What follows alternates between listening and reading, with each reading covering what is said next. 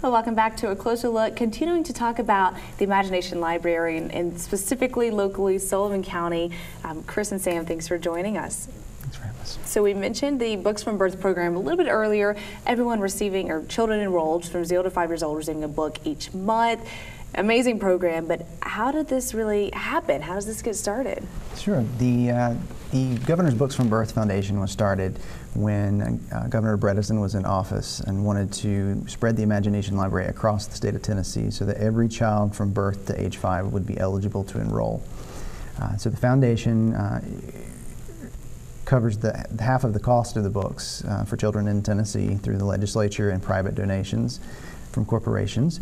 And then the other half is raised locally by our community partners, such as the Sullivan County Imagination Library. So the state covers half the cost, and then locally you have to come up with the other half. Locally we have to come up with the other half. And we're very blessed with a number of individual contributors that really fund the program. We're very effective in what we have to do.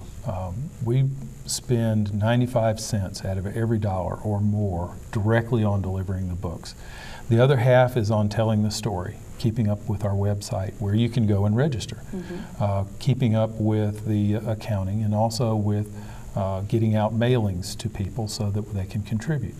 But 95% of every dollar that's given to Sullivan County Imagination Library goes directly into delivering the books to the children. Right, no paid staff, no offices like you mentioned. I think that's very important. Very important. To reiterate, a lot of times you'll donate money to an organization and you're paying somebody's paycheck sometimes, so very important. Dolly covers all the overhead expenses for the program, just so this exact thing can happen. She pays for my salary, our staffing, our offices at Dollywood, so that even the connections with our vendors to make sure all that happens. We get the right price points to be able to pass that along to our affiliates for the lowest cost possible. So. Now, nobody really likes to talk about numbers, but there are a few numbers that I do want to talk about because I like these numbers, and that's how many books are distributed and how many children are involved. So talk us through the numbers. Sure. As of our August 2015 mailing, we are currently mailing over 860,000 books per month in the 4 countries that we operate in, which is the United States, Canada, the United Kingdom, and Australia. 240,000 of those are mailed to Tennessee kids alone. And then I'll let you talk a little bit about in Sullivan County. Just this month we'll mail almost 6,000 books. Oh, wow.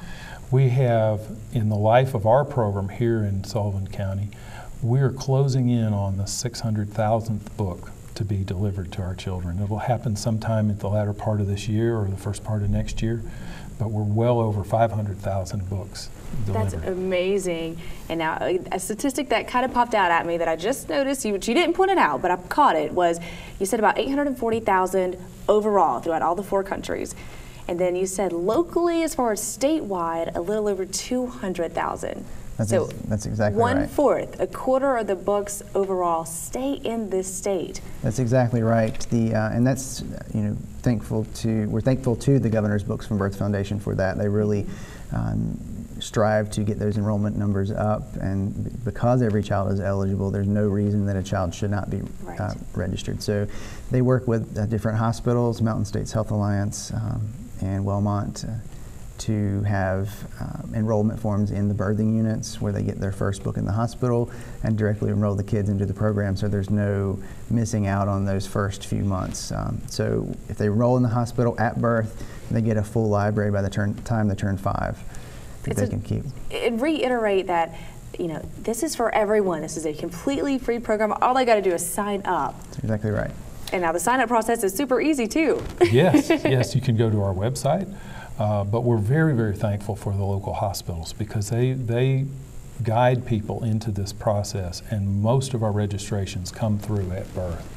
In addition to that, we go to events. Any type of event where there may be young children, you will see a table where people can sign up.